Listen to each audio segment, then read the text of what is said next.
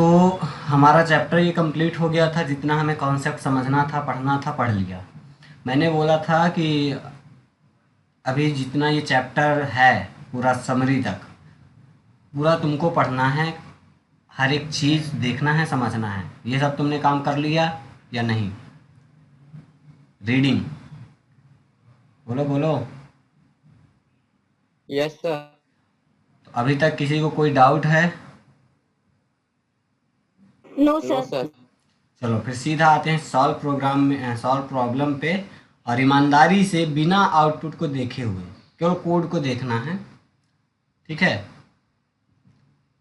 और बताना है आउटपुट क्या है। प्रॉब्लम 1 यही है, state the output of the following code.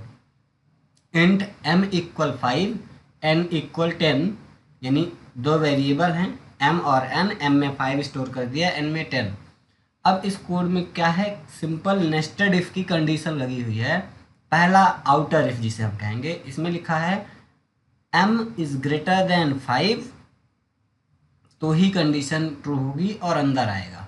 और उसके बाद देखेगा if n is greater then 10 तो इसमें अंदर आएगा और प्रिंट करा देगा m is equal to m। Otherwise ये इल्स पे आएगा। इल्स पे कब आएगा? जब ये आउटर इफ, क्योंकि ये ills after outer if, just after outer if के लगा हुआ है ना, इसकी बॉडी के जस्ट बाद। तो ये इल्स जो है इस इफ का पार्ट है, ये आउटर इफ का, ठीक है? इनर इफ का तो इल्स है ही नहीं। तो अच्छा, अगर ये आउटर इफ की कंडीशन ही फॉल्स होती है तो डायरेक्ट एल्स पे जाएगा और n is equal to n की जो भी वैल्यू वो प्रिंट कर देगा। तो आउटपुट में अभी बताओ इस कोड को देख के क्या रिजल्ट आएगा और क्यों आएगा? सर 10 आएगा। हाँ, 10 आएगा। 10 आएगा सर। खुशनाबी, श्रेया, ज्योति, यस सर 10 आएगा। क्यों आएगा 10? 10 विल कम। आउटर सर, वो आउटर भी नहीं चलेगा। फर्स्ट कंडीशन रॉन्ग है। इफ की कंडीशन रॉन्ग है। सत्यम, तुम भी बोलो। Yes sir. तो यहाँ पे m की वैल्यू है 5 और हम बोल रहे हैं 5 ग्रेटर देन 5। ये कंडीशन फॉल्स है। 5 ग्रेटर नहीं है 5 के। 5 तो केवल इक्वल हो सकता है 5 के, है ना? और यहाँ पे लगा है ग्रेटर, मतलब कंडीशन फॉल्स है। वो सीधा एल्स पे आएगा और प्रिंट करा देगा इनकी वैल्यू, ठीक है? प्रॉब्लम नंबर 2 को देखो, ठीक है? और यहाँ पे give the output of the following code. Same declaration, m equal 5 n equal 10 and फिर से condition m is greater then 5 तो अंदर आएगा। मतलब ये जो इफ है ये किसके अंदर है? इस आउटर इफ के। अब यहाँ पे इसका बॉडी क्यों नहीं लिखा? बॉडी करली ब्रेसेस ओपन क्लोज क्यों नहीं लगा? खुशनवी, श्रेया, ज्योति बताओ। इस स्ट्रक्चर को, प्रोग्राम को देख के क्या समझ आ रहा है कि ये एक आउटर इफ है और इसके अंदर ये इफ है और ये इनर इफ का बॉडी करली ब्रेसेस ओपन क्लोज है, बट आउटर इफ का करली ओपन क्लोज क्यों नहीं है?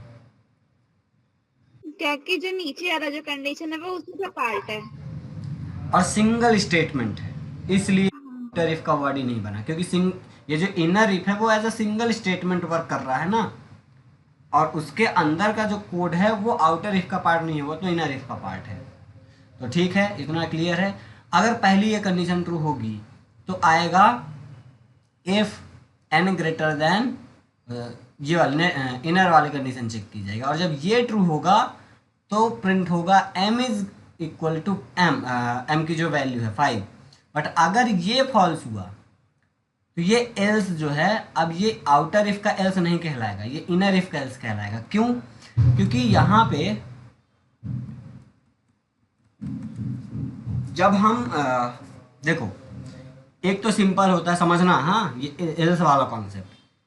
हमने इफ, यहाँ हो गई हमारी कंडीशन, ठीक है, और ये एल्स, ठीक है, यहाँ कोई दिक्कत नहीं है। दूसरा इफ, यहाँ कंडीशन होगी, इसके अंदर इफ, यहाँ पे भी कंडीशन होगी, है ना, और ये एल्स। तो ये ब्लॉक किसका है? इस वाले इफ का।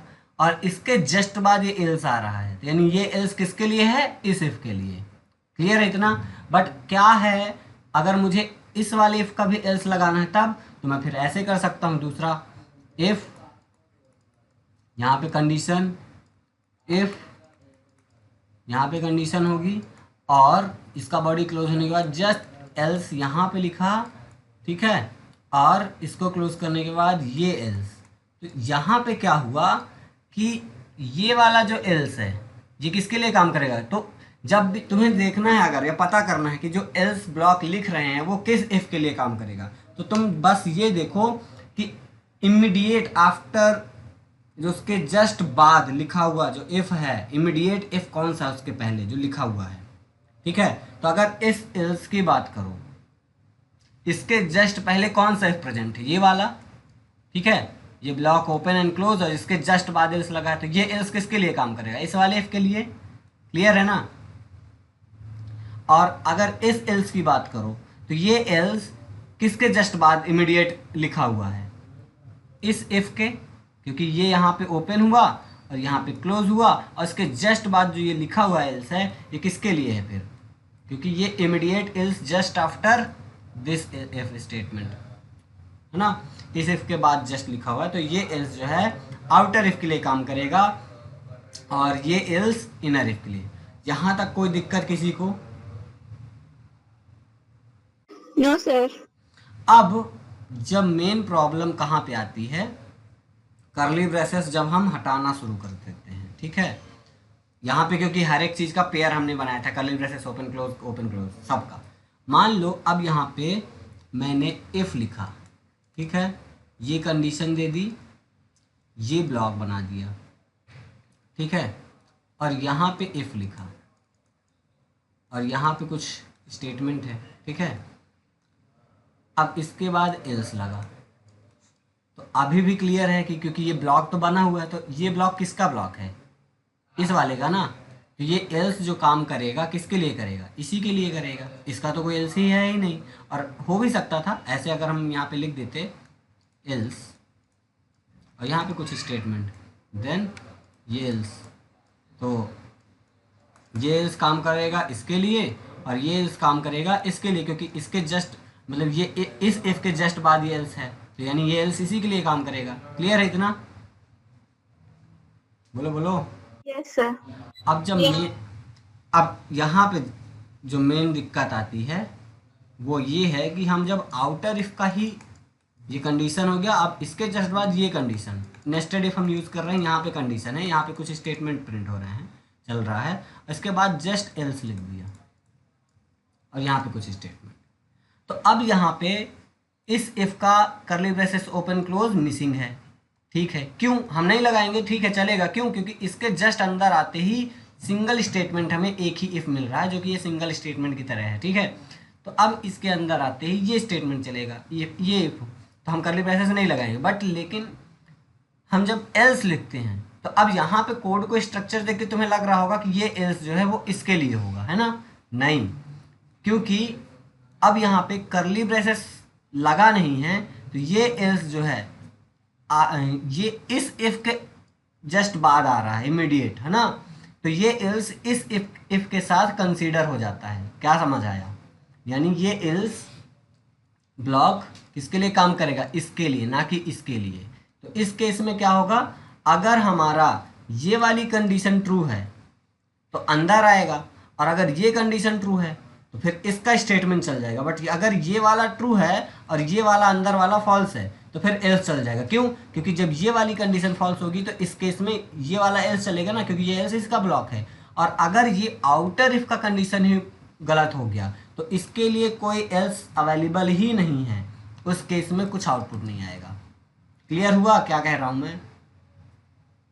Yes sir. Jyoti, Shreya, Satyam, yes. अब यही जो सिचुएशन यहाँ पे थी, हम अगर कर्ली ब्रेसेस नहीं लगाते हैं, ठीक है, हम कर्ली ब्रेसेस नहीं लगाते क्योंकि हमने पढ़ा है कि अगर सिंगल स्टेटमेंट है तो हम नहीं लगाएंगे तो चलेगा।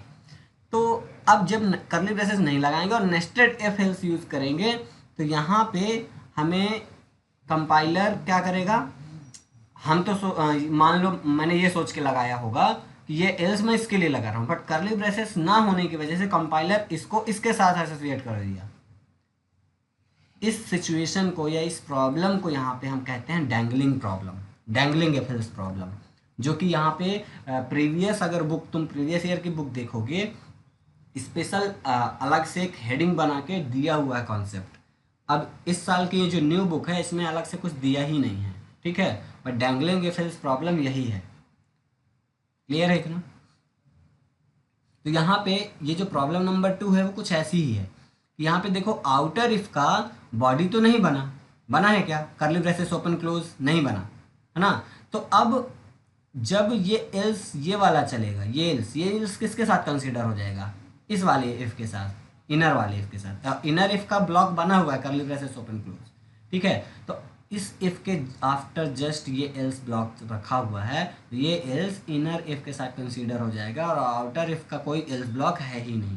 तो इस सिचुएशन में इसको जब एग्जीक्यूट करेंगे तो अब बताओ कि m इज ग्रेटर देन है क्या 5 के? नहीं, कंडीशन फॉल्स है। तो फॉल्स के केस में इसका एल्स ब्लॉक है क्या? कहीं पे नहीं है, क्योंकि ये वाला एल्स ब्लॉक तो इसके साथ काम करेगा, अंदर वाले इफ के साथ।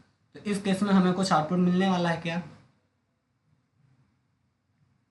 नहीं को कुछ नहीं मिलेगा आउटपुट, क्योंकि कुछ है ही नहीं प्रिंट होने को। अब जब कंडीशन ही फॉल्स है, अब बाहर वाली, अंदर वाली एक बार अगर फॉल्स होती तो ठीक है, हमें n की वैल्यू, एल्स वाला ब्लॉक चलता है, n की वैल्यू प्रिंट हो जाती है ना, बट बाहर वाली कंडीशन ही फॉल्स है। तो उस केस में अब कोई एल्स ब्लॉक उसके लिए है ही नहीं, कुछ प्रिंट ही नहीं होना, तो कुछ आउटपुट नहीं दिखेगा। यहाँ पे रीजन देखो, because m is not greater than 5 so the L's part will not run, because the L's part here is with the inner if. Clear है? जो यहाँ पे एल्स पार्ट, एल्स ब्लॉक लिखा हुआ है वो इनर इफ के साथ काम करेगा। और क्यों करेगा?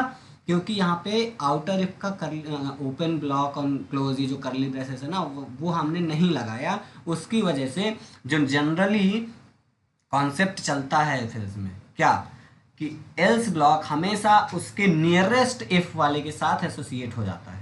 तो अब इस एल्स का नियरेस्ट इफ कौन सा है? ये वाला, तो इसी के साथ ही चलेगा। क्लियर है इतना? Yes sir. ओके, उम्मीद करता हूँ सबको समझ आ गया होगा। प्रॉब्लम नंबर 3 देखो, यहाँ पे what is the problem with the following code. अब इसमें तुम्हें प्रॉब्लम ढूंढना है, प्रॉब्लम क्या है, ठीक है। प्रॉब्लम क्या है चलो फाइंड करो। अच्छा, सोल्यूशन मत पढ़ना, एरर ढूंढना है तुम्हें। इस कोड में एरर है, बताओ जल्दी से। कोड को अच्छे से देखना, ईमानदारी से देखो, नकल कर लोगे तो फिर क्या ही है।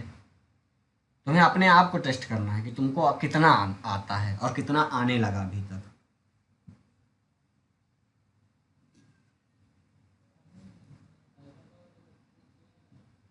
बताओ बताओ, श्रेया, ज्योति, खुशनबी, आयुषी, लक्ष्य, सत्यम, वैभव।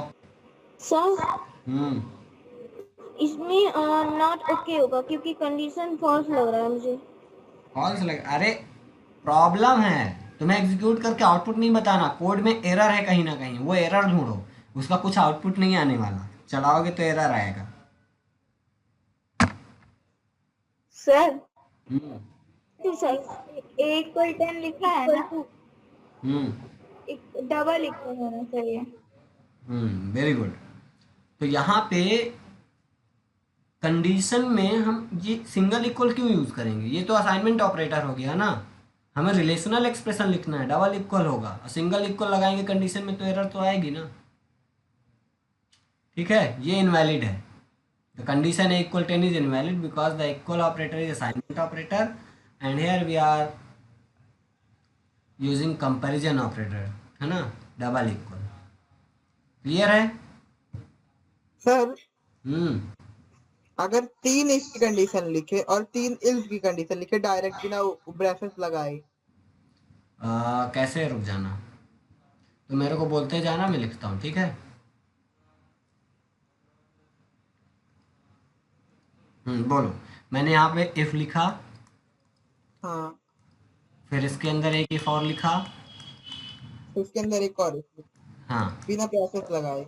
अब यहाँ पे एल्स लिख दूँ, हाँ, तो अब जो एल्स ब्लॉक है इसके नियरेस्ट इफ वाला ये है, तो इसके साथ एसोसिएट होगा। फिर उसके बाद फिर एल्स लगा दिए आप। अब फिर एल्स लगा दूं? हाँ, तो फिर उसके चलेगा ऊपर ही वाले नहीं, से ये एल्स चलेगा ही नहीं। नहीं चलेगा। हम्म, क्या एरर आएगी सर? क्योंकि ये एल्स किस ब्लॉक के साथ आएगा, क्योंकि अब इसके बाद मल्टीपल स्टेटमेंट हो गए और हमने करली ब्रेसेस ओपन क्लोज लगाया ही नहीं है, तो मल्टीपल स्टेटमेंट तो वो कंसीडर करेगा नहीं। और ये अकेला एल्स प्रोग्राम में काम नहीं करता, इफ एल्स पे ही होगा, अकेले एल्स नहीं आ सकता, वो एरर दे देगा। क्लियर है? यस। हम्म। तो ठीक है, यहाँ पे ठीक है, ये वाली प्रॉब्लम तो सबको समझ आ गई होगी कि यहाँ पे डबल इक्वल होगा, सिंगल इक्वल नहीं होगा, जिस यही प्रॉब्लम है इसमें। ठीक है, नेक्स्ट पे आते हैं। State the error in the following code, same declaration है। अब यहाँ पे एरर बताओ क्या है। n इक्वल टू 10 वाला गलत है। हाँ, यहाँ पे अब असाइनमेंट करना था तो डबल इक्वल लगा दिया है ना? हाँ, तो इक्वल टू होगा, हम्म डबल इक्वल नहीं, सिंगल इक्वल होगा। हम्म ठीक है।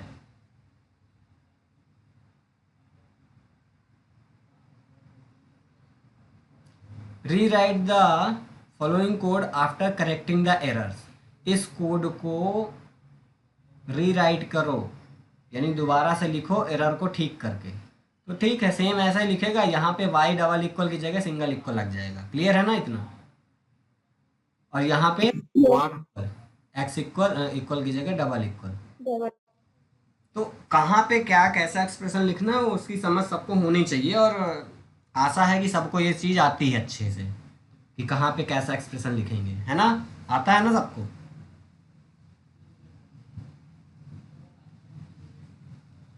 सत्यम,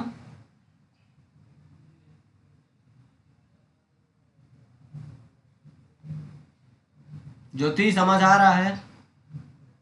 यस सर। ओके, लक्ष्य, यस सर, कोई दिक्कत।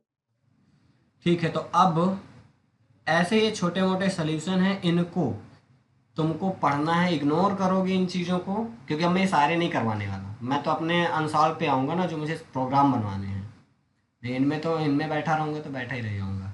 ये सॉल्व प्रॉब्लम है, और जितने भी सॉल्व प्रॉब्लम क्वेश्चन आंसर हैं उनको तुमको देखना है, ठीक है, समझना है।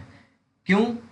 क्योंकि इनको हल्के में नहीं ले सकते, मैक्सिमम क्वेश्चन यहीं से भी उठ के आ जाते हैं एग्ज़ाम में, ठीक है? और इनसे अंडरस्टैंडिंग और तुम्हारी अच्छी होगी।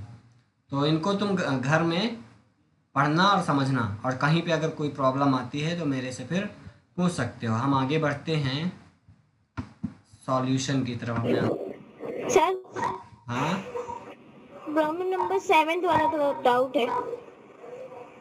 इसमें सॉल्व वाले में यस सर। 7th कहाँ है? ये state the output of the following code of for the values of a and be given below. अगर ए की वैल्यू 2 है और बी की वैल्यू 6, तो ये कोड एग्जीक्यूट करो और आउटपुट दो। तो अब ए की वैल्यू ग्रेटर देन है क्या 3 से? बोलो, ए की वैल्यू अगर 2 है, 2 क्या ग्रेटर देन 3 से? नहीं। ये ब्लॉक कंडीशन फॉल्स आ गया। एल्स पे, एल्स पे आया तो अंदर एक दूसरा इफ मिला इसे, और ये देखा क्या b की वैल्यू इक्वल है 6 के? यस, ये प्रिंट कर देगा ट्रू, यानी कि फर्स्ट के लिए आउटपुट क्या आएगा? ट्रू। क्लियर है? बोलो मेरा क्यों? Yes sir. आयुषी, क्लियर है या नहीं? Yes sir, yes sir. अब अगर ऑप्शन 2 की बात करें कि अगर मान लो a की वैल्यू 8 है और b की वैल्यू 0, तो अब इसे एग्जीक्यूट करो। क्या a ग्रेटर देन है 3 से? यस, बिल्कुल ग्रेटर देन है, अंदर आएगा क्योंकि a की वैल्यू 8 है, अंदर आएगा। अब यहाँ पे चेक करेगा क्या b लेस देन है या इक्वल है 6 के? तो कंडीशन फॉल्स, क्योंकि नहीं, सही है, कंडीशन ट्रू है, ट्रू। क्योंकि b 0 है और 0 लेस देन है 6 से, बिल्कुल कंडीशन ट्रू है। तो यहाँ पे प्रिंट हो जाएगा यस। ठीक है, तो ऑप्शन 2 के लिए आउटपुट हमारा यस आने वाला है। और इसके बाद जब ऑप्शन 3 की बात करेंगे तो यहाँ पे बुक में नो लिखा है, हाँ, बुक में नो लिखा है सेकंड के लिए।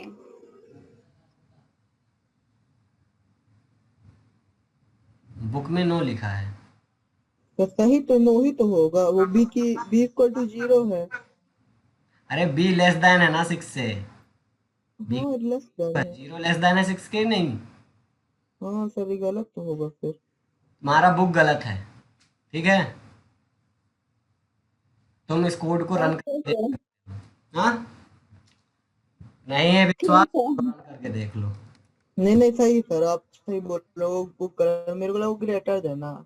और जब से मैं पढ़ाने स्टार्ट किया हूँ इस न्यू बुक से, तो मुझे 2-3 जगह गलतियाँ इस बुक में दिखी हैं, मिस प्रिंट बुक की। में सर बहुत जगह गलत है, पुरानी वाली में। पुरानी बुक ज़्यादा अच्छी थी। चलो यहाँ पे मैं तुम लोग को दिखाता हूँ। इंट ए इक्वल कितना है 8 और बी इक्वल 0, ऐसा ही है ना। 0 यस सर। हम्म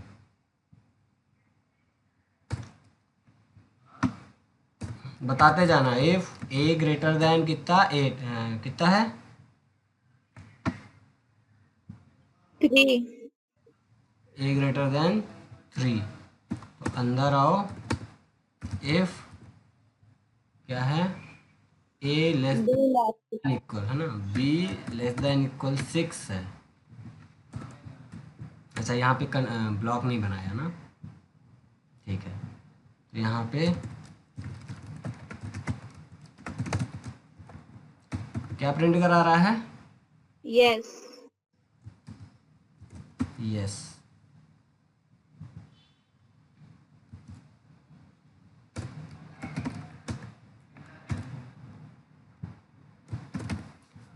ये हो गया। और एल्स पे यहाँ पे एल्स इफ बी इक्वल 6 है, तो क्या प्रिंट करा रहा है, ट्रू नहीं तो फॉल्स।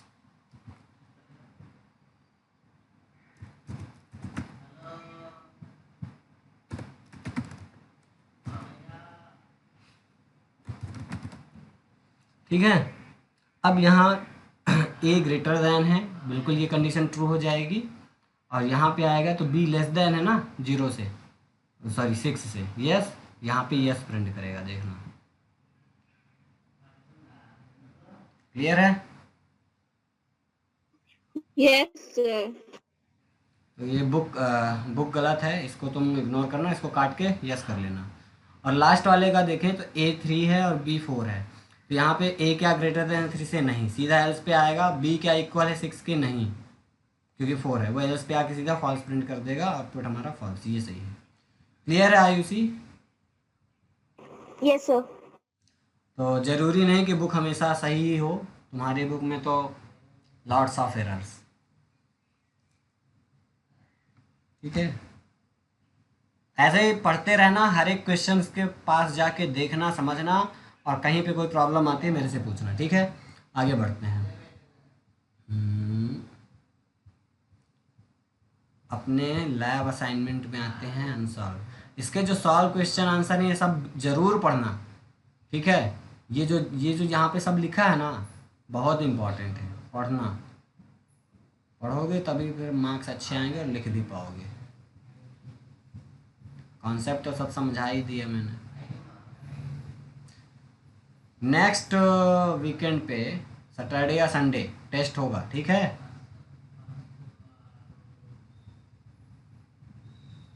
क्या बोले सर?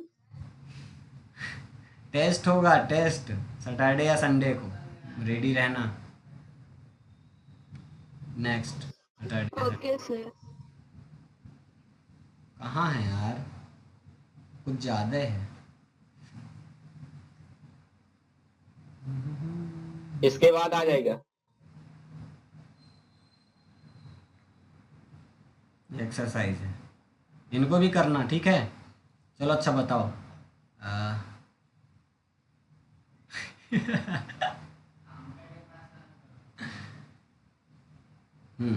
इस कोड को बताओ और इसका आउटपुट क्या होगा। क्वेश्चन नंबर 1 का ये कोड है सिंपल। अगर वैर की वैल्यू यहाँ पे ए इनिशियलाइज है, small a, what will be the output. A B C. Sir A B C, B number, B number. ABC। बहुत बढ़िया, क्योंकि यहाँ पे ब्रेक लगा नहीं है, सब चलेगा। अच्छा, बिना देखे बताए हो ना? Yes sir. मतलब मेरी मेहनत रंग ला रही है और तुम लोगों की भी। Which of the following is use to control true and false situation? बताओ बताओ बताओ। If else. Very If good. else. Which of the following keyword is mandatory within the switch block? बताओ। Case. Case. यस। Oh. अरे बहुत बढ़िया, बहुत बढ़िया, दिल खुश कर दिया तुम लोगों ने। Which of the following is a conditional ladder? If else if if. Else if. If else. बहुत बढ़िया, बहुत बढ़िया, बहुत बढ़िया। The non availability of which of the following keyword is use to cause a fall through situation? Break, Break. Break, break. Break. अरे यार, तुम तो एक्सपर्ट हो गए। Which of the following is also known as a jump statement? Except. ये भी break. Sir, break. Break. Break Break. Jumping statement है, exit function है, मेथड है। समझा? समझा? Yes sir. ठीक है, आगे। What will be the output of the following program snipped? x की वैल्यू 5 है, y की वैल्यू 10 है। देन बताओ इसका आउटपुट क्या आएगा। यार तुम लोगों से इंक्रीमेंट डिक्रीमेंट का प्रैक्टिस नहीं कराया, नहीं? हाँ सर। सरी जी ये 9th में पढ़े। 11 आएगा सर। 11 आएगा सर। y में क्या आएगा? 11। ठीक है, तो देखते हैं क्या होगा, इसका एग्जीक्यूट करवाते हैं हम। मेरे को, क्योंकि मैंने अभी किया नहीं है, देखते हैं तुम लोग का सही है नहीं। नकल मार के तो नहीं बता रहे हैं ना? अभी यहाँ पे देखो, x यानी 5 क्या ग्रेटर देन है 10 से? नो। क्या इक्वल है 10 के? नहीं। मतलब यहाँ पे कॉलन के बाद वाला ये चलने वाला है, इंक्रीमेंट वाई वाई। अब प्री इंक्रीमेंट हो रहा है। प्री इंक्रीमेंट मतलब पहले वैल्यू इंक्रीज होगी देन स्टोर होगी। तो पहले वैल्यू प्रीफिक्स। 10 से 11 हो जाएगी और वाई में स्टोर हो जाएगी, यानी 11 आएगा। Very good. चलो एक छोटा सा प्रैक्टिस। अच्छा, 9th में तो किए ही होगे, बट मुझे भूल गया इस बार तुम लोगों से कराना।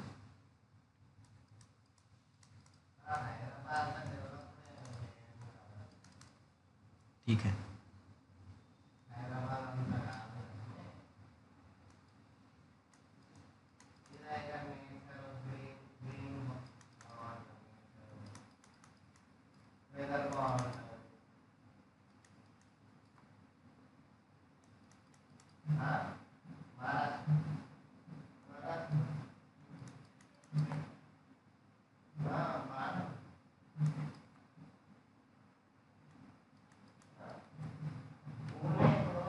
इसका क्या आउटपुट आएगा?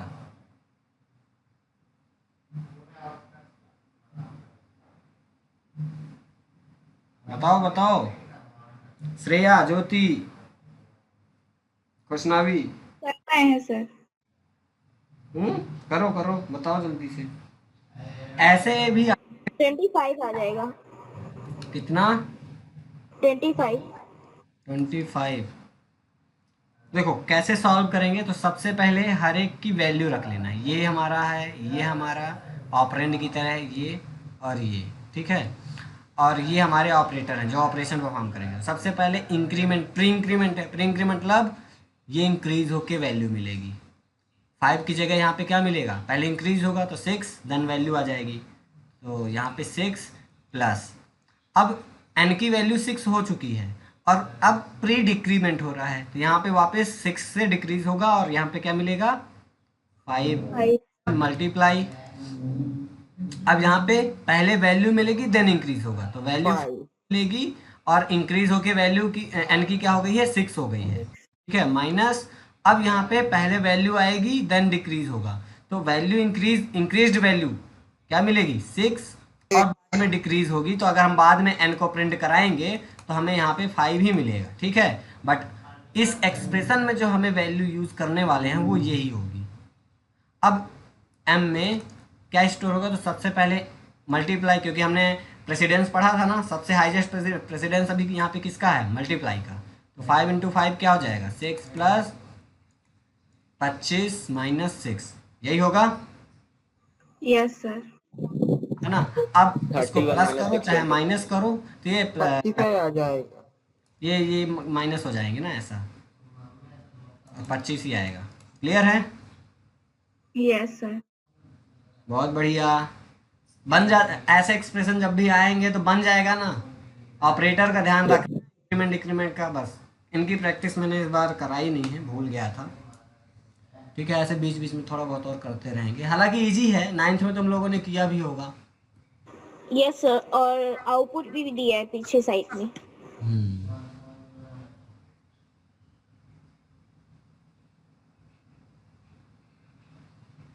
अच्छा, इसका बताना, consider the following code and state whether the code is valid, invalid, an error और समथिंग एल्स। बताओ। If x greater than equal 4, system dot out dot println x, else ding dong ding। बताओ बताओ बताओ। Valid होगा। Valid है, valid. वैभव, सत्यम, तुम कुछ बोल ही नहीं रहे हो यार, तुम हो भी बस ज्वाइन करके सो गए। इनवैलिड है सर। क्लास में पार्टिसिपेट किया करो। श्रेया, तो चिल्लाऊंगा, बोलता तो हूँ अपने इनमें। अरे यार तुमको नहीं यार, गलती से नाम निकल गया, सत्यम का नाम ले रहा हूँ। ऐसा बोलिए ना सर, फालतू में। आ, क्या है श्रेया, खुशनबी, क्या होगा?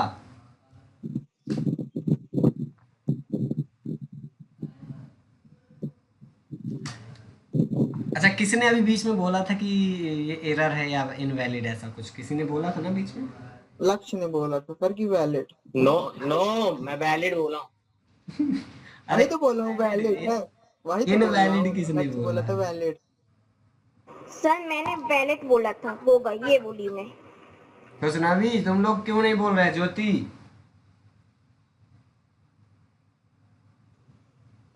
यार कुछ तो बोलो।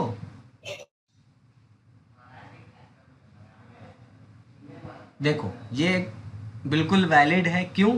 क्योंकि यहाँ पे जो हमारा ये इफ स्टेटमेंट है, इसके अंदर सिंगल स्टेटमेंट है, ठीक है, कोई दिक्कत नहीं है, ब्रैकेट नहीं लगाएंगे चलेगा। एल्स के अंदर इसका कंफ्यूजन मत रखना कि यहाँ पे 2 स्टेटमेंट है और इसमें करली ब्रेसेस ओपन क्लोज नहीं लगा तो ये एरर देगा, नहीं। जब ऐसा सिचुएशन होता है और हमने ब्रैकेट नहीं लगाया, इसका ब्लॉक नहीं बनाया, तो ये एक सिंगल स्टेटमेंट को कंसीडर कर लेगा अपनी ब्लॉक के अंदर, यानी बॉडी के अंदर, यानी एक स्टेटमेंट प्रिंटलन ये एक्स वाला कंसीडर हो जाएगा एल्स ब्लॉक के अंदर का। और ये जो नेक्स्ट स्टेटमेंट है ये नॉर्मल आउटर ब्लॉक का समझा जाएगा, कि मतलब ये एफ एल्स के ब्लॉक के बाहर की है। ऐसा हो सकता है ना कि एफ एल्स के बाद आगे अनदर स्टेटमेंट हो, तो ये जो लास्ट वाला स्टेटमेंट है वो कुछ ऐसा, सर वो किसी ब्लॉक के अंदर नहीं है। जब ये फिर चल जाएगा तो ये फिर अपने आप चलेगा। क्लियर है? तो इसमें कोई दिक्कत नहीं है, ये प्रॉपर वैलिड स्टेटमेंट है। ठीक है, read and follow, read the following code, this and state the name of the keyword missing in the above code. क्या मिसिंग? ब्रेक मिसिंग है, break. Which of the following indicate the successful termination of the program with system.exit? मैंने अभी कल ही zero. Zero. Zero पास करना मतलब successful यानी normal termination, और zero के अलावा कोई अदर वैल्यू है नॉन जीरो वैल्यू तो वो हमारा अनसक्सेसफुल या अब नॉर्मल टर्मिनेशन है। ठीक है, कंडीशनल ऑपरेटर कौन से हैं इनमें से? Question mark and Question colon. and colon। And dot. तो Colon, ऑप्शन colon। नंबर कौन सा सही है? Option number A B C D कौन सा? डी। Option number A. भाग, डी। डी को देखो, डी अच्छा डी डी डी, वो ए में मेरे को लगा। ऐसे ही मिस्टेक होता है एग्जाम में, जल्दी अरे नहीं सर, वो देखने में थोड़ा सा चूक हो गई। हाँ, एग्जाम में ऐसे ही देखने में गलती होती है। आज तो एग्जाम में नहीं है फिर भी गलती हो रही है। एग्जाम में तो प्रेशर में गलती हो जाता है कि भाई टाइम बचाओ, जल्दी जल्दी आगे भी कंप्लीट करना है। read the following code this and which of the following is valid ternary। अच्छा, ये एक छोटा सा कोड है if else का, और इसी कोड को हमें कन्वर्ट करना है टर्नरी एक्सप्रेशन में, है ना। तो क्या वैलिड टर्नरी एक्सप्रेशन बनेगा इसका, वो बताओ, और इसका right answer. TH is greater than the question mark 400 otherwise 200 इन 12 में ले लेंगे। तो क्वेश्चन क्या बोलते हैं, option number B. Option number B. D. Option number A. A sir. A sir. A होगा सर। ये होगा। अरे सर सर वहाँ एक तो यार सर ये बुक में आपके धुंधला धुंधला दिख रहा है। धुंधला धुंधला कुछ ना दिख रहा है, ऑप्शन नंबर ए सही है, ध्यान से वो देखो। धुंधला धुंधला दिख रहा है, वो यही सही। देखिए बोला सही हूँ मैं, वो देखने में बुक आप अच्छे से HD कैमरा मंगवाते क्यों यार ज्योति, तुम लोग काहे म्यूट हो गए एकदम से। सर कोई तो हूँ मैं। हाँ श्रेया, खुशनवी, पार्टिसिपेट करो। क्विज सर में। मैं बोल कर आई हूँ। ओके ओके, देन हमारा कौन सा है, ये state whether the following statement is true और फॉल्स। सर ट्रू होगा अपर केस लोअर केस का।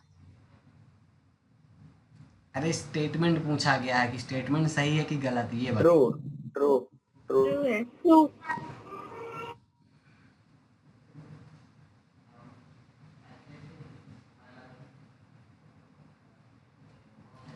ठीक है, ट्रू सर। ट्रू तो ठीक है, बट मुझे इसमें डाउट हो रहा है, तो एक बार इसका रिजल्ट देखो और मुझे बताओ। वो इसलिए डाउट हो रहा है क्योंकि CH में कोई कैरेक्टर स्टोर ही नहीं है, हालांकि बाकी सब सही है, बट यहाँ पे CH में कुछ वैल्यू भी होनी चाहिए थी। रिजल्ट क्या है इसका, आउटपुट देखो, रिजल्ट आंसर लिखा रहता है ना कहीं पे, वैसे ट्रू ही होना चाहिए, बट इसमें थोड़ा सा सर ट्रू। शंका थी।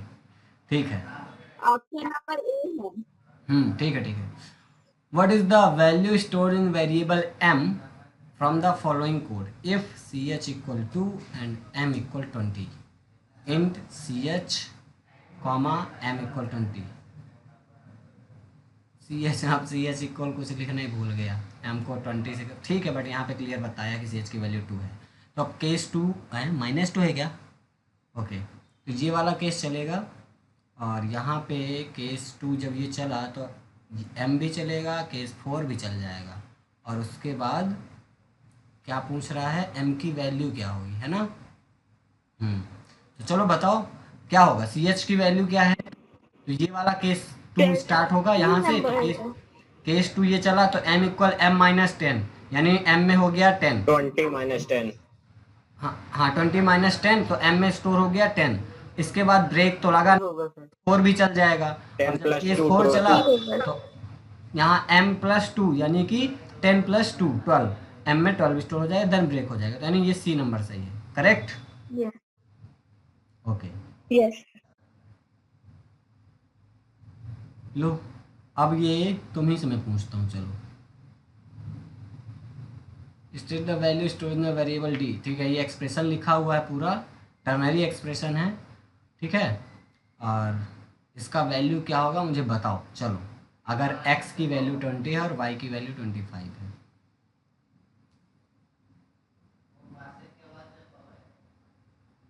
बताओ। सर x -5 बी होगा। देखो y माइनस एक्स क्या लेस देन है x माइनस वाई के, तो y माइनस एक्स क्या होगा, 25 - 25 हो गया, ठीक है, तो 5 5 लेस देन है क्या, -5 के, कुछ ऐसा ही नाम होगा, क्योंकि 20 - 25 अब होगा तो -5 आएगा, है ना, सही है। Condition false. हाँ, तो क्योंकि वो लेस देन नहीं है, कंडीशन फॉल्स, फॉल्स के केस में कॉलन और यहाँ पे x x - y 20 ठीक है। - 25 को। तो डी में क्या आएगा, -5, करेक्ट है, हाँ या ना। Yes sir. यस। अब अगर तुमसे कोई पूछे what do you mean by if statement, explain with example, ऐसे एग्जाम में क्वेश्चन आएंगे तो तुम्हें यहाँ पे क्या बताना है, इफ क्या है। If is a conditional statement या कंडीशनल कंस्ट्रक्ट है ना, which take some condition and if the condition is true then it goes to inside the if block and execute the statement, ऐसा कुछ लिखना है। If the condition is false then nothing is happened, समझे। और छोटा सा एक example दे देना है, छोटा सा कोड, इफ और कुछ कंडीशन लगा के प्रिंट कर दो, सिंपल, क्योंकि वो लिखा है ना एग्जाम विथ एग्जांपल, बन जाएगा। Then short note if else में, तो अब इफ एल्स में कंडीशन ट्रू है तो इफ ब्लॉक चलेगा, एल्स है तो अगर फॉल्स है तो एल्स ब्लॉक चलेगा, और छोटा सा प्रोग्राम इसका भी लिख देना है, बनेगा। ये सब बन जाने चाहिए, बन जाएगा ना, बोलो भाई। कल Yes, लैब sir. असाइनमेंट, हाँ कल लैब असाइनमेंट में Yes, हाँ, ये सब बन जाएगा। sir. Lab assignment. अरे तो लैब असाइनमेंट में तो आ ही रहा हूँ। अब कंसिडर द फॉलोइंग कोड, ये है, what will be the output of the above code if x equal 5 and x equal 8। तो अगर x इक्वल 5 है तो कंडीशन 5 प्रिंट हो की वैल्यू जाएगा। 5, y की वैल्यू 8। Yes, sir. 5. क्या 5 output. हाँ, a के लिए 5 आ जाएगा, और जब आप x की वैल्यू अगर 8 है तो ऑप्शन b के 8 आ लिए 8 आ जाएगा। ठीक है, तो ये सब कर लोगे, हम आगे बढ़ते हैं। ये एग्जीक्यूशन वगैरह कर लेना तुम, सिंपल है, जिसमें प्रॉब्लम है पूछना। हाँ, रीराइट है तो ये भी बन जाएगा कि अगर स्विच के इसको हमें ये Sir. हाँ, 3rd नंबर में थोड़ा सा समझ में नहीं आ रहा है। Question number 3, consider the following code and state the final value of a and b after the execution. ठीक है, तो ए की वैल्यू अभी 1 है और बी की वैल्यू भी 1 ही है, और जब ये पूरा कोड चलेगा तब ए और बी की वैल्यू जो फाइनल वैल्यू होने वाली वो क्या होगी वो देखते हैं। रैम की वैल्यू यहाँ 5 है, 5 ग्रेटर देन है 0 से, एन यानी ग्रेटर देन है 0 से, यस कंडीशन ट्रू है। अंदर आएगा, ए को इंक्रीज किया तो ए की वैल्यू हो गई 1 से 2, बी को इंक्रीज किया बी की वैल्यू भी हो गई 2। ठीक है, और इसके आगे क्या है, बस हो गया, तो 2 आएगा दोनों की वैल्यू, समझ गए, समझ रहे हो कि नहीं।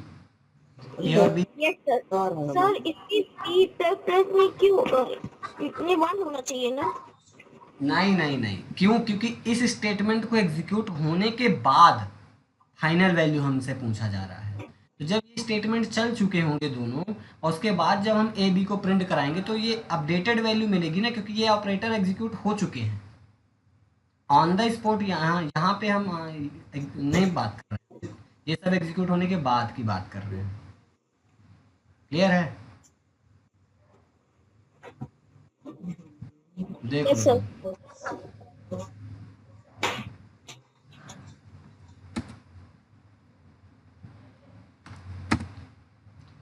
यहाँ पे किया और यहाँ पे भी 1 किया, और यहाँ पे a plus plus b plus plus और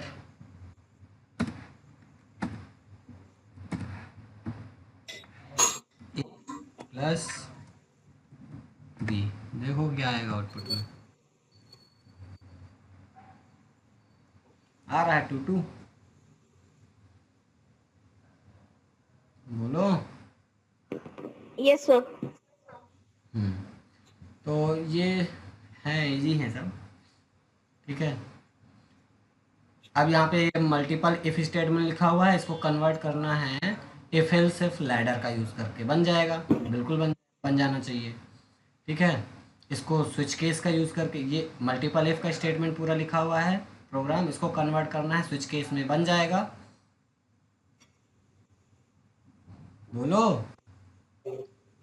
Yes. मैं करके बताऊँ, मुझे बताने की ज़रूरत है क्या, नो लड़कियों।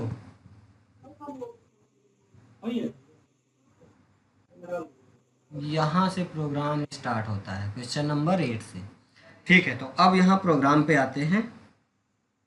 Right a program to input an integer and print whether it is a single digit integer और डबल डिजिट इंटीजर और 3 डिजिट इंटीजर और मोर देन 3। कैसे करेंगे इसको?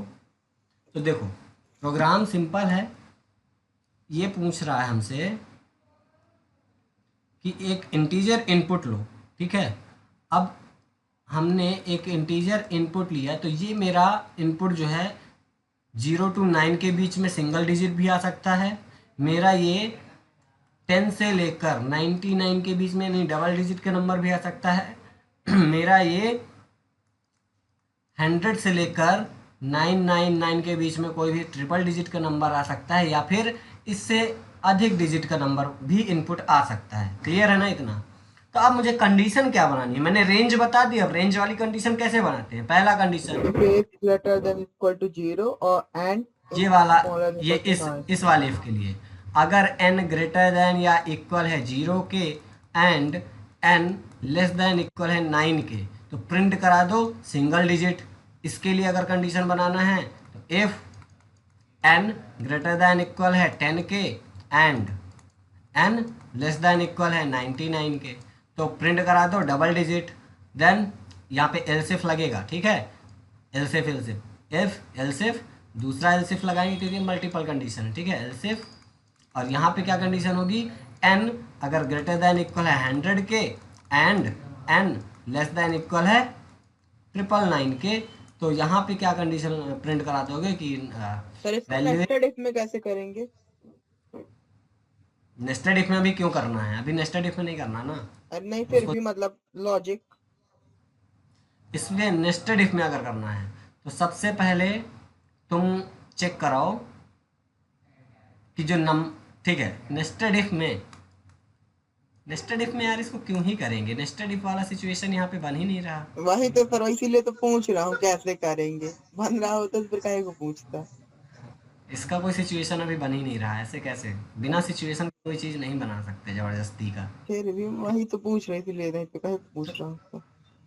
तो यहाँ पे कौन पूछ रहा था? अरे मेरे को ऐसा लगा कि इसको नेस्टेड इफ में कैसे करेंगे। कर सकते हैं, बट वो जबरदस्ती वाली कंडीशन। ऐसे पहले वाली कंडीशन को बनाएंगे, n अगर ग्रेटर देन या इक्वल है 0 के, अंदर आएंगे, देन हम कंडीशन चेक कराएंगे क्या n लेस देन या इक्वल है 9 के। ठीक है, और इसके बाद यहाँ पे प्रिंट करा देंगे सिंगल डिजिट और ये ब्लॉक। ये बन गया नेस्टेड इफ का पहला कंडीशन। दूसरा वाला सेम ऐसे ही बना देंगे। समझ रहे हो? तो सर चलेंगी तो इसमें तीनों कंडीशन? हाँ चलेगा, और प्रॉपर आउटपुट भी आएगा, बट ये जबरदस्ती का होता नहीं तो मतलब वो n अगर वो बड़ा होगा तो भी वो चलेगा। है। क्यों बड़ा होगा? अगर n यहाँ पे अगर n बड़ा होगा, ठीक है, अंदर आ जाएगा। मान लो यहाँ पे 99 आ गया, ये कंडीशन ट्रू, अंदर आ जाएगा। बट क्या ये वाली कंडीशन फिर ट्रू होगी? हाँ सर, वो ना होगी। ठीक है, तो फिर प्रिंट ही नहीं होगा। और जब ये दोनों कंडीशन ट्रू होंगी तब तो अंदर जाके प्रिंट होगा ना, तो चलेगा, आउटपुट प्रॉपर आएगा, उसमें दिक्कत नहीं है। तो इस तरीके से तुम नेस्टेड कंडीशन बना सकते हो, बट ये ज़बरदस्ती वाला काम हो जाएगा, बट बन जाएगा, ऐसा दिक्कत नहीं है। ठीक है ना? क्लियर है? Yes sir. तो अब ये लास्ट एल्सिफ है जो कि ट्रिपल डिजिट नंबर को चेक करेगा। अगर इस रेंज पे आता है तो नंबर हमारा ट्रिपल डिजिट में होगा, और लास्ट में लगा देंगे एल्स, और एल्स में क्या प्रिंट करा देंगे? मोर देन ट्रिपल डिजिट, है ना, मोर देन 3 डिजिट। तो इसका प्रोग्राम बहुत सिंपल है, आओ बनाते हैं। तुम लोगों ने बनाया कि नहीं? import java.util.strict class, question number कौन सा? 8 है ना?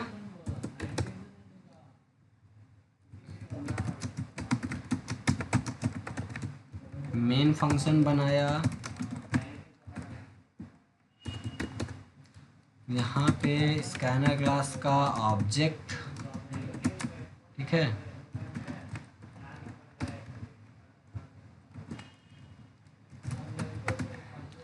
और इसके बाद हमको लेना है इनपुट, तो हम मैसेज देंगे system dot out dot print enter number, और यहाँ पे int n equal sc dot next int. अब हम लगाएंगे condition if n is greater than और equal to 0 and n less than equal 9, तो प्रिंट करा दो। अब सिंगल स्टेटमेंट है तो ब्लॉक बनाने की ज़रूरत है नहीं, है ना।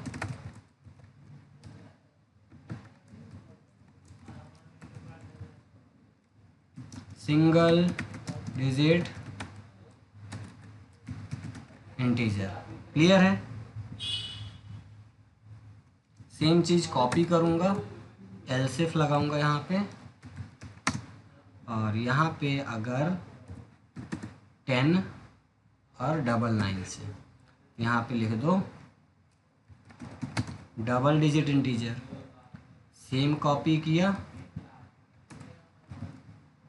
अब यहाँ पे 100 और यहाँ पे 999, यहाँ पे क्या हो जाएगा ट्रिपल डिजिट इंटीजर। और लास्ट में हम एल्स लगाएंगे और यहाँ पे हम लिख देंगे मोर देन ट्रिपल डिजिट, है ना।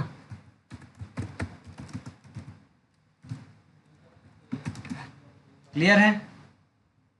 Yes sir. इसको अगर हम रन करते हैं अभी, ये सिंपल है, यही सोल्यूशन है इसका। तो इसका तुम स्क्रीनशॉट ले लो या लिख लो, जो भी है। क्वेश्चन नंबर 8 का सोल्यूशन, अगर क्वेश्चन नंबर 8 कभी भी कोई क्वेश्चन कोई पूछता है, एग्जाम में आता है, तो प्रोग्राम में तुम्हें ऐसे ही बनाना है, यही प्रोग्राम। नंबर मैंने दिया 5, बोल रहा है सिंगल डिजिट इंटीजर, ठीक है। मैंने दिया दूसरा नंबर 22, क्या बोल रहा है डबल डिजिट इंटीजर, ठीक है। मैंने दिया, ये बोल रहा है ट्रिपल डिजिट इंटीजर। और अगर मैंने कुछ ज़्यादा नंबर दे दिया, 3 डिजिट से ज़्यादा का नंबर, ठीक है, तो ये more than triple digit integer बोल रहा है। क्लियर है। क्वेश्चन नंबर 8 बन जाएगा। Yes every yes sir. ठीक है, क्वेश्चन नंबर 9 पे आते हैं। Write a program to input points scored by a player and using ternary operator store W यानी winner in the variable result if score is greater than और equal to 5, otherwise store R runner in the variable result. अब यहाँ पे ternary operator बहुत simple है, ठीक है। Input करना है पॉइंट, और कैसे करेंगे, इतना तो सेम होना है, ठीक है। यहाँ क्वेश्चन 8 की जगह Q9 कर दूँ, इंटर अ नंबर, नंबर की जगह स्कोर लिख देता हूँ, इंटर स्कोर, ठीक है। स्कोर पॉइंट है ना, पॉइंट स्कोर, ठीक है, ठीक है। मैसेज कुछ भी हो सकता है, यहाँ पे आ गया। अब इसके बाद n की जगह मैं अगर इसका वेरिएबल स्कोर ही बना लूँ, स्कोर में आ गया। अब यहाँ पे स्टोर क्या कराना है, ये देखो, उसके हिसाब से वेरिएबल बनेगा W और R, रनर या फिर विनर। तो अब ये जो है करेक्टर है सिंगल कोटेशन में, मतलब वेरिएबल कौन सा चाहिए मुझे, कैरेक्टर को स्टोर कराने के लिए। क्या टाइप का, रिजल्ट वेरिएबल मेरा कैरेक्टर टाइप का होगा। अब इसमें स्टोर क्या कराना है, वो डिपेंड करता है कंडीशन कैसी है। तो अगर हमारा जो स्कोर है, ठीक है, कंडीशन क्या बोल रहा है कि अगर वो स्कोर ग्रेटर देन और इक्वल है 5 के, ठीक है, तो W स्टोर कराओ, है ना, विनर है वो। स्कोर अगर ग्रेटर देन या इक्वल है 5 के, इसको मैं ब्रैकेट में ऐसे सेपरेट कर दूँ, थोड़ा सा सही लगेगा, ये मेरी कंडीशन है। Then question mark, ternary operator, क्या प्रिंट कराना है, मतलब स्टोर कराना है रिजल्ट में W, अदरवाइज क्या आर स्टोर हो जाए। बन गया, इसके बाद प्रिंट करा दो, ठीक है ना। बस यहाँ पे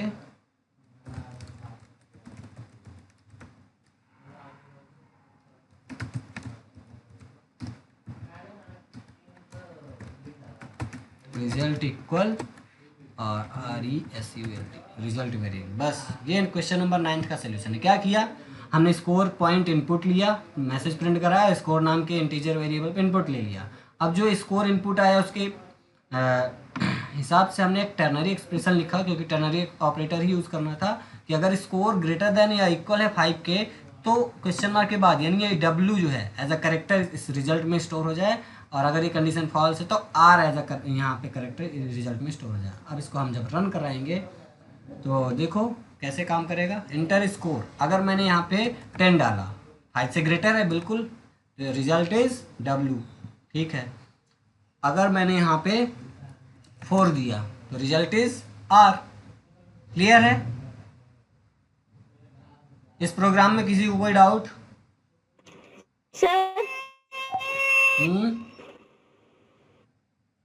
बोलो। सर सर अगर इसमें चैट की जगह मैं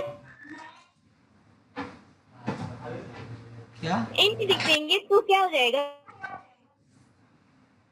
तो उसमें हम कैरेक्टर कहाँ स्टोर कर पाएंगे, और हमको तो कैरेक्टर स्टोर करना है ना, W और R।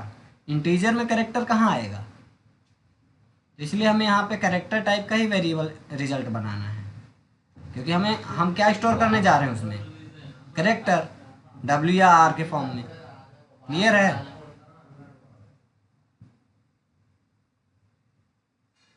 Question number 10, write a program to input 2 alphabet in C1 and C2, check and display the value of C1 and C2 along with the largest alphabet। ठीक है, इसका प्रोग्राम भी बहुत simple है। 2 इनपुट कैरेक्टर आए, अब उन दोनों इनपुट कैरेक्टर जो इनपुट आए उनको प्रिंट करा देना है, और उसके जस्ट बाद एक तीसरी लाइन में ये भी बताना है कि उनमें से लार्जेस्ट कैरेक्टर कौन सा है। तो मान लो जैसे इफ C1 M और E, then output will be largest alphabet is M। क्यों M है? क्योंकि E पहले आ रहा है कि M, ये बताओ पहले, बोलो।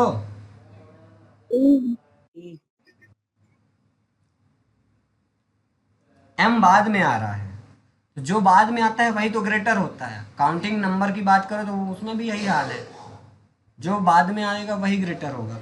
कंडीशन क्या होगी इसकी, 2 कैरेक्टर आ गए, अब मुझे ग्रेटर चेक करना है, CH1 इज ग्रेटर देन है CH2 के, सेम वही कंडीशन होगी, तो CH1 को प्रिंट कराओ एल्स CH2 को प्रिंट कराओ, और बस ये कैरेक्टर वेरिएबल होंगे और नथिंग। क्लियर है?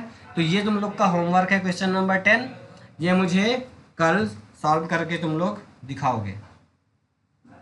क्लियर है? ये